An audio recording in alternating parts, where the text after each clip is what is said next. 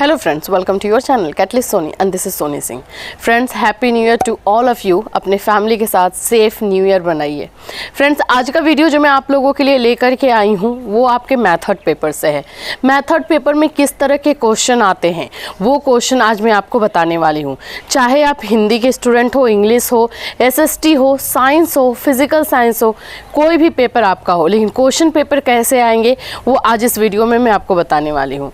तो friends, video start करें उससे पहले अगर आप हमारे चैनल पर नए हैं, चैनल को सब्सक्राइब कर लीजिए, बेल आइकन को हिट कर दीजिए.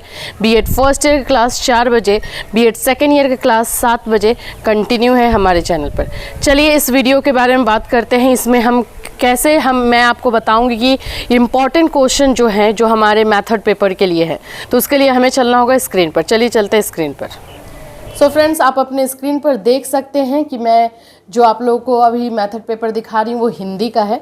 हिंदी में किस तरह के क्वेश्चन आते हैं, हिंदी के लिए कैसा इंपॉर्टेंट क्वेश्चन होता है, यहाँ पर आप देख सकते हैं. ये 100 मार्क्स का दिया हुआ है. हर एक यूनिवर्सिटीज़ का जो है अलग अलग होता है. मोस्ट ऑफ जगह पे 80 मार्क्स ही होता है, तो ये 100 मार्क्स का है, लेकिन मोस्ट ऑफ जगह पे 80 मार्क्स का रहता है. तो चलिए देखते हैं कि क्वेश्चन किस किस तरह के आते हैं. देखिए यहाँ पे लघु उत्तरीय क्वेश्चन में कैसे आएंगे. भाषा शिक्षण, सबसे पहले हिंदी में आप क्या करेंगे कि भाषा शिक्षण की जो है उसका भाषा का क्या मतलब होता है, भाषा का अर्थ, उस टाइप के सारे क्वेश्चन करेंगे. फिर देखिए हिंदी व्याकरण शिक्षण की विधियां, व्याकरण शिक्षण की विधियां. हिंदी भाषा शिक्षण में दृश्य श्रव्य साधनों यानी कि ऑडियो विजुअल जो हम टीचिंग एड्स यूज़ करते हैं उसका इम्पॉर्टेंस. तो यहाँ पर सिर्फ हिंदी का अगर नाम हटा दे, हिंदी भाषा हटा दे, तो यहाँ पे लिख सकता है कि इतिहास शिक्षण में दृश्य श्रव्य साधन, यानी कि ये दृश्य श्रव्य साधन जो है कॉमन क्वेश्चन है कि जो कि सभी मेथड पेपर में आता है.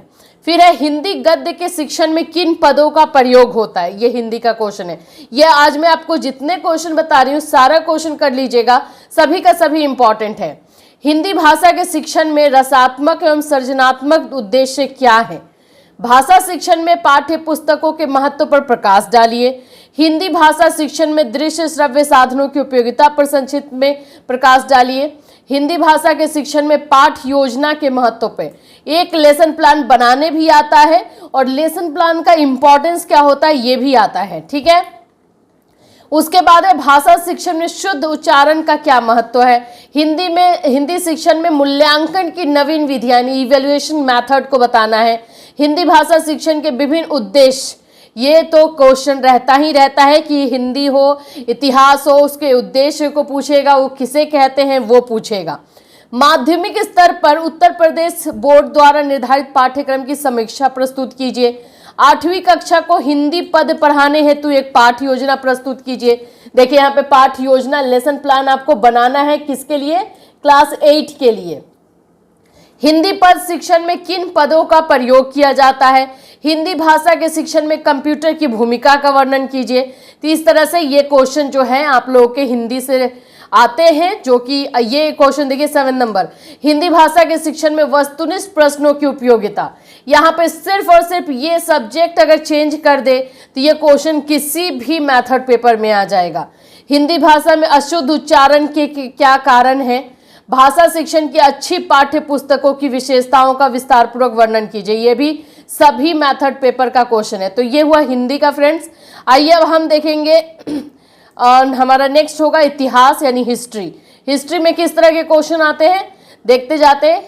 इतिहास की आधुनिक अवधारणा क्या है. What is the modern concept of history. इतिहास विज्ञान एवं कला दोनों है, स्पष्ट कीजिए.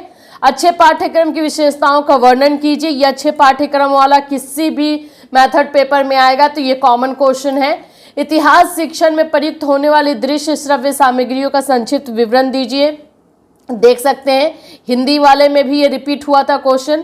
इतिहास शिक्षण में व्याख्यान विधि यानी लेक्चर मेथड, ये यहाँ पे इतिहास सब्जेक्ट हटा करके कोई भी सब्जेक्ट दे देगा, लेकिन व्याख्यान विधि आपको बताना है, लेक्चर मेथड. हर्बर्ट की पाठ योजना के 5 पदों पर एक संक्षिप्त टिप्पणी लिखिए. शिक्षण नीतियों की क्या विशेषताएं हैं, ये भी क्वेश्चन कॉमन क्वेश्चन है जो सभी में आता है.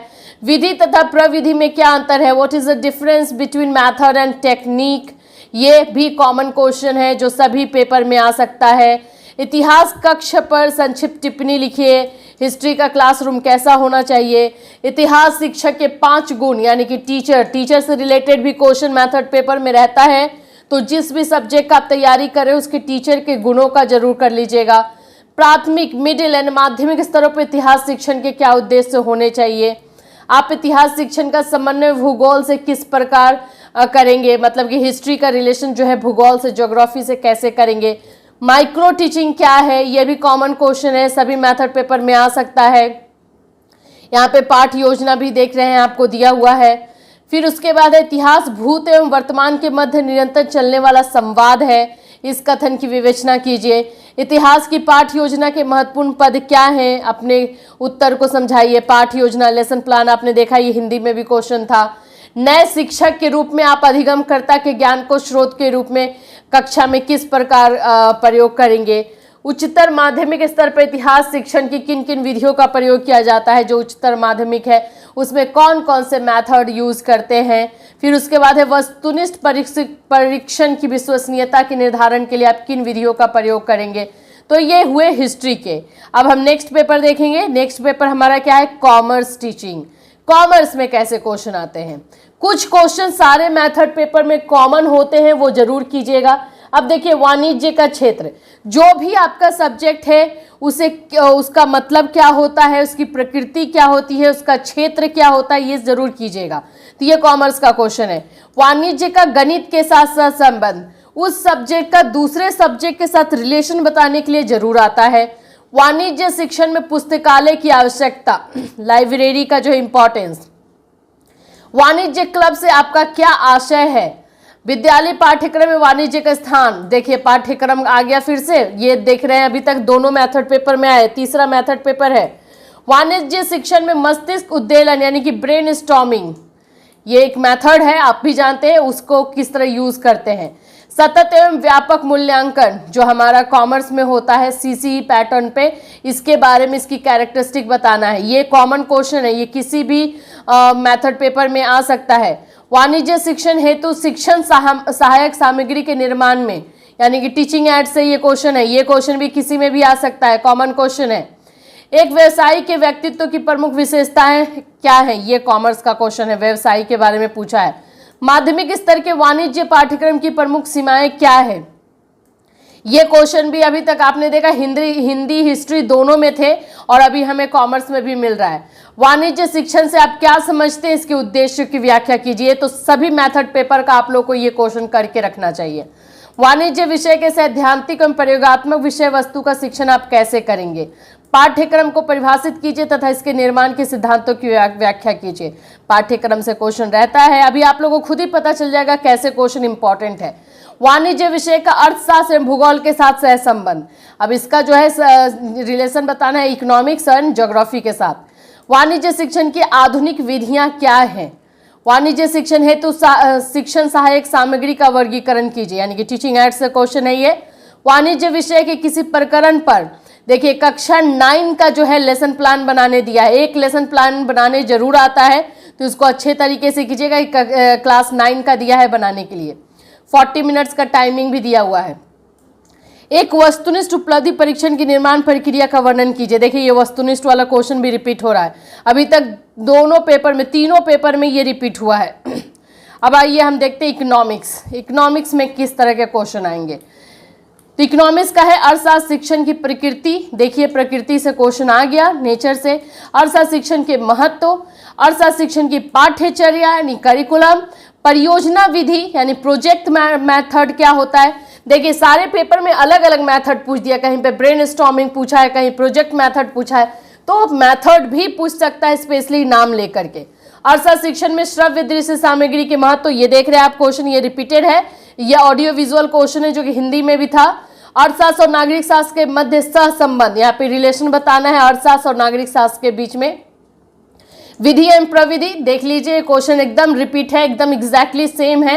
अर्थशास्त्र पुस्तकालय के प्रमुख कार्य क्या है। अर्थशास्त्र के पुस्तकालय जो लाइब्रेरी है उसमें क्या कार्य होते हैं अर्थशास्त्र सब्जेक्ट में। अर्थशास्त्र पाठ योजना, लेसन प्लान का भी क्वेश्चन देखिए रिपीट है। मूल्यांकन की वस्तुनिष्ठ विधि क्या है, ऑब्जेक्टिव मेथड बताना है इवैल्यूएशन का। अर्थशास्त्र से आप क्या समझते हैं, इसको विद्यालय के पाठ्य विषयों में क्यों शामिल किया जाना चाहिए, माध्यमिक स्तर पर अर्थशास्त्र शिक्षण के लक्ष्य एवं उद्देश्य क्या है, अर्थशास्त्र की पाठ्यचर्या का निर्माण करते समय किन किन सिद्धांतों का ध्यान में रखना चाहिए, यह है पाठ्यचर्या करिकुलम से रिलेटेड। आप शिक्षण विधि से क्या समझते हैं, अर्थशास्त्र शिक्षण में विचार विमर्श विधि का क्या महत्व है, अर्थशास्त्र शिक्षण में शिक्षण के उपकरण के महत्व पर संक्षिप्त टिप्पणी लिखिए।